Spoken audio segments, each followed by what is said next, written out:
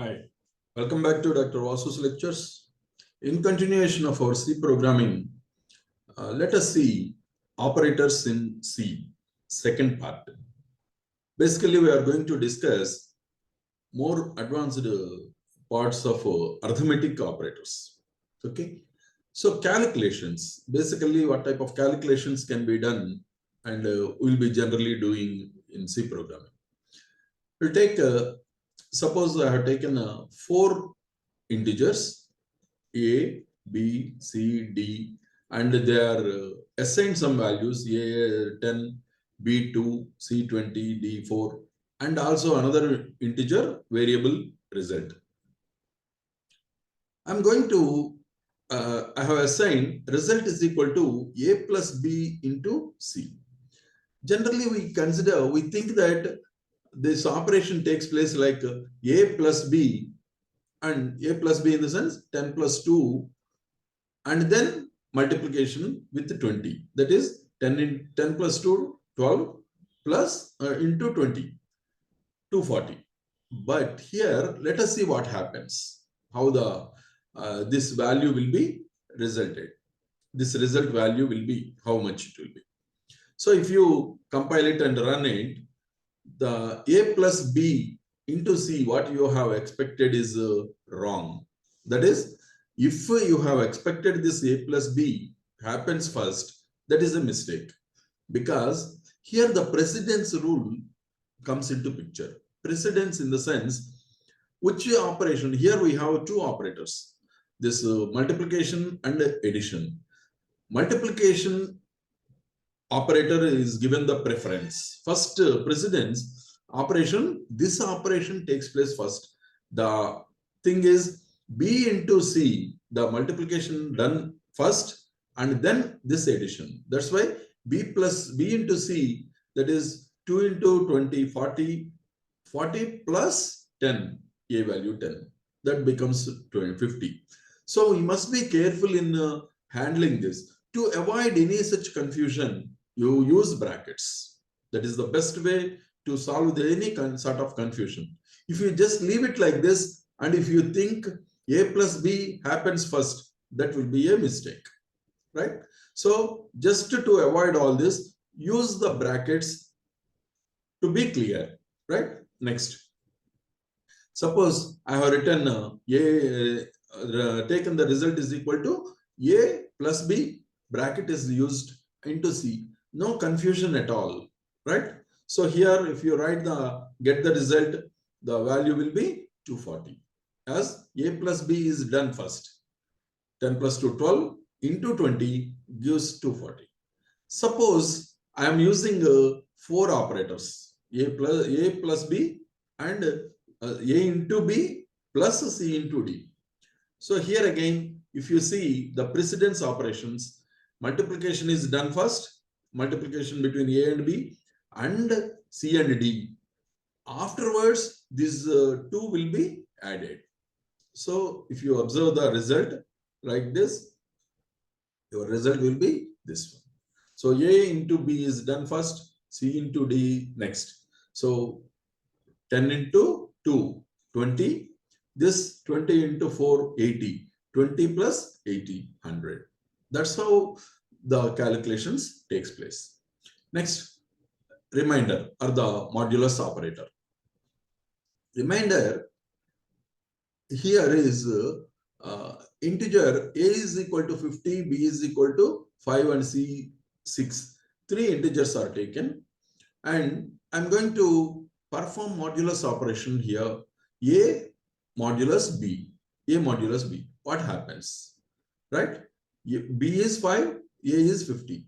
So 50 by 5, the remainder will be 0. It must be. So let us compile and execute the program and let us see how much it will be. So A% B. You know that to display this modulus symbol, we need to use a percent sign again. One more. This indicates that this percent symbol, 1% symbol is displayed. So 50 by 5, the remainder is 0, right? Next. For the same values, I'm going to perform A modulus C, A modulus C. This is the operation. So, and I want to show the remainder here, right? 50 divided by 6. 6 8s, 48. 2 is the remainder, right? So, 2 will be the remainder here. Next. So, basing on this, let us do a tricky operation. A by C I have taken into C, right? Here is the operation.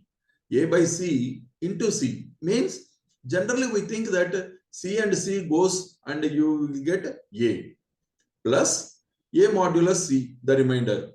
That means we should get the actual value, the 50, this one plus the modulus 2, 52 you should get. But here we see what happens. So A by C into C gives you plus A modulus C gives 50. How? Let us see what happens. 50 by 6 into 6, right? Plus 50 modulus 6. You have taken this. This 50 by 6 is 6, right? 50 by 6 gives rise to 8, right? Because integer operation taking place between these two multiplied with the 6, this operation is there. 50 modulus 6 gives to 2. So here the thing is 50 by 6 gives 8, an integer result. The result is integer.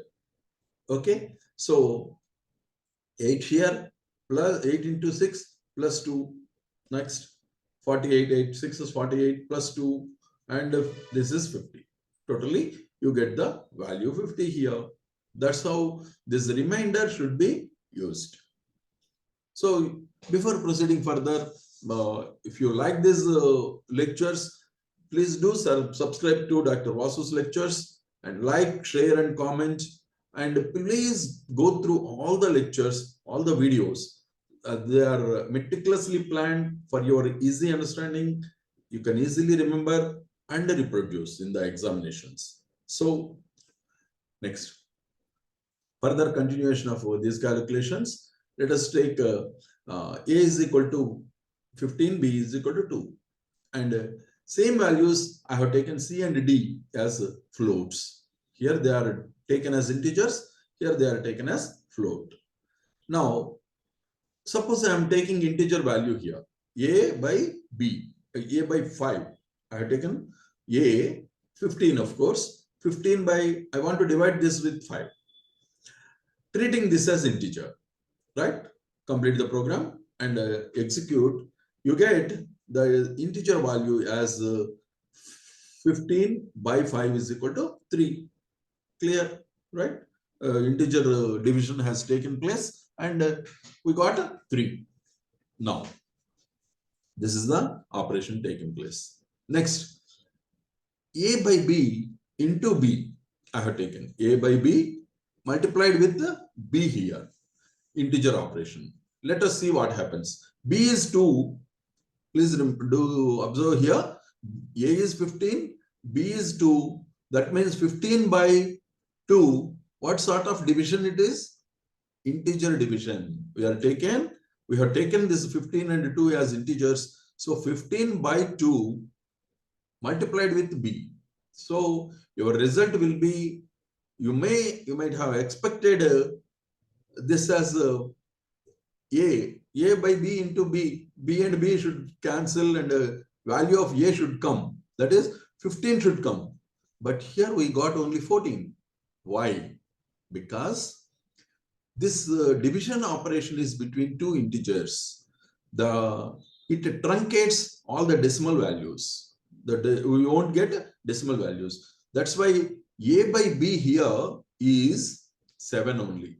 15 by 2 division, integer division gives a 7.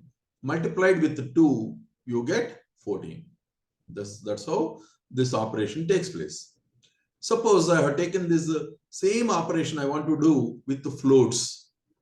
C by D into D. I have taken same A by B into B here I have taken. Here I have taken C by D into D. The only difference is here earlier they are treated as integers. They are taken as integers. Here these are floats. That is the difference. Can you expect what would be the result here? The C by D into D. This value will be 15. We got it. That is, we got the actual value of C. How? The operation takes place between, the division has taken place between two floats, 15 divided by 2. So here 7.5. Earlier in this case, it was truncated here at 7. Only integer value is taken. Here the float value, decimal places also are considered. That's why you got 7.5 into 2, right? That gives 15. So you got the 15. So you must be careful in the division operation, whether you are performing the division operation between integers or floats. Clear? Next, combined operations. Let us see. Suppose I have a number, integer defined a variable number as integer assigned 10. I just want to perform number is equal to number plus 10, 20. So I want to just indicate the present value of number. So if you just see the output, the number will be 30 because number is 10 here, 10 plus 20, 30. So present value of number is 30. Suppose if you take this equation, this statement, the statement can be written in a different way, like number plus is equal to 20. Both are same here. This way, the way of writing this number is equal to number plus 20 or number plus 20 is equal to 20, both mean the same. That's why you get the same result. The number will be, now the number will be same. So whether you are writing this statement or this statement doesn't matter. It's just a matter of preference. One may prefer to write this one just to avoid confusion and all. Or if you are given, sometimes you may be given. So in the examination, you may be asked to write I'm using this. So number is plus is equal to 20. Meaning is number is equal to number plus 20. Clear? Next, let us apply the same principle, these combined operations, to other operations also, like minus. Number is equal to number minus 5. Here, number minus 5 is equal to 5. Minus and 5 both are used together. So, what happens? Here, number minus 5 means you get 10 minus 5, 5. So, here also, you get the same value, same result. Absolutely no difference. Only the way of writing is different. That's it. Next, applied this to multiplications, right? Number is equal to number into 5. Number into is equal to. Meaning is this same. So the result will be number 10, 10 into 5, 50. So answer must be 50. Here also, we get the same value. That means whether you write this way, this form, it doesn't matter. Both are same. Similarly, for the division operation, number 5 by 5 here, by operation and is equal to together. Now, the value will be 100 by 5 is 20. Here also you get 20. So, there is absolutely no difference. So, this is the way of using the operators. The operators are written like this. Can be. It's up to us. So, next further calculations, if you take ABC as integers and same, these combined operations I'm going to perform on 3 operands. They are A, C, D. I have written A into is equal to combined together. These two operators are assigned at once, taken together. What happens? We expect, say this is a is equal to A into C plus D, right? We expect this because immediately after is equal to we have C. We expect this, but it is wrong. Why? Here it is taken as C plus D as 1 and A is equal to A into this entire thing comes C plus D.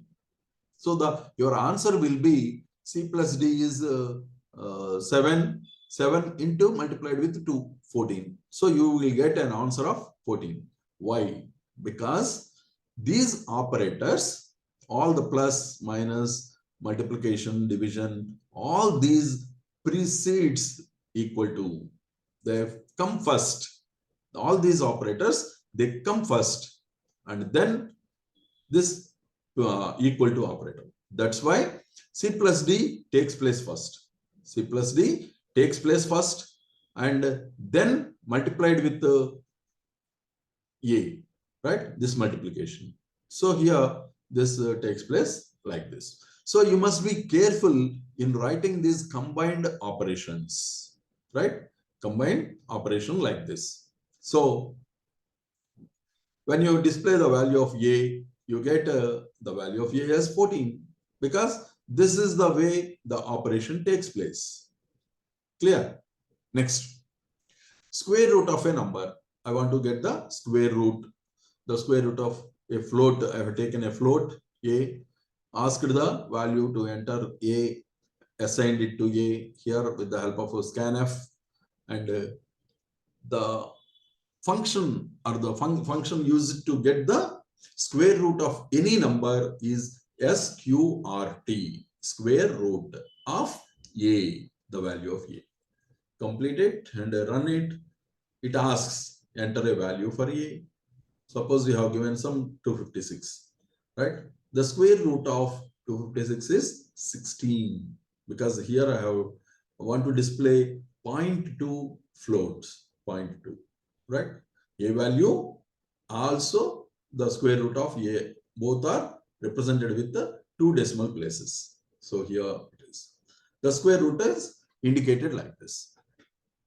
Next, suppose we give another number, some floating value is given, right? Because A is declared as float. So you can give float also. The square root of it is 11.13. So that's how the square root operation takes place. Next, the cube root. Suppose if you take same way, same number, some variable A as float, get the value of A, assign it to A, and cube root operation is CBRT. It is SQRT for square root, CBRT for cube root. Execute, enter a value 125, 5 into 5 into 5 will be your 125. So a cube root of 125 is 5. Suppose you run the program again and enter a value for A, some 368 is given. Cube root of it is 7.17 because we have declared it as a float and also displayed with the 2 decimal places, the value of A as well as the answer. So CBRT within brackets, that number, whatever you want to get, the cube root should be written. This is for cube root of any number. Absolute value. Next comes absolute value. Same, we take the value of A from the system, right? By asking and assign to A. Absolute value is written as ABS, absolute of A. This A values, absolute value is written. So absolute in the sense, if it is minus, it gives the plus value. If it is plus, it just gives the plus value. So here it is asking for a value, and it is, when you assign it, when you give enter the value, it is assigned to A, and its absolute value of minus 66 is plus 66. So plus 66 is displayed. So this is the way of getting it. Suppose, okay, so if you give positive number, of course it gives the same positive number. Next comes rounding of a number. Suppose you are given a decimal numbers, decimal values, how it is rounding takes place. Here we have peculiar values here, peculiar functions, right? Ceil for ceiling, right? Second one, floor. Are you able to recollect any words using for these by seeing these functions, two functions? Ceiling, your ceiling, right? In your house, in your flat, you will have a ceiling. So that is the ceiling here. And floor, your floor in the below your feet, right? That is the floor. The meaning of it is, let us see, after getting the values, you will understand what is this ceiling and floor. Suppose I've taken a value for a, suppose a floating value is given, a decimal places, float value is given. Ceiling means the top value. For this, right, you take this integer, and for 25, and this whole number, if it is made a whole number, the topmost value will be 26. That means your upper value. For 25, the next value, this is nearer to 26. So the ceiling, in the sense, your top value is given. Floor, in the sense, it is the bottom. So this 25 is cut short, all the decimal places are cut short, and this 25 is taken. So this 25 is displayed as floor value. So it is interesting to note this ceiling as well as float of a number. This is, suppose you have given a number like this, right? You may think, because in the earlier case, because it is 0.89, it is nearer to 26, it has given 26. No, not like that. Even if it is, in this case, even if it is 0.13, it is very nearer to the, even if it is not greater than 5. This one is not greater than 5. So the meaning of it is that integer value is taken, and because it is more than these decimal places are there, the roof value is taken for the ceiling. So 124 is displayed here. For the floor, of course, the bottommost, in the sense, the only this integer as it is taken. That's how the ceiling as well as floor functions takes place. Power of a number. Suppose we have x power y. I want to calculate 10 power 7 or 7 power 8 or 5 power 9, something like. So this x power y is taken here, and that is assigned to a. So example, I want to assign these values to x as well as y. It can be any number. X and y can carry any number. So here, if you write the program, the values are taken, and for the power, the function is pow. The power, POW, first 3 letters are taken from the power. So POW of x power y, the meaning of it is x power y. And it is assigned to a, the value of a is taken.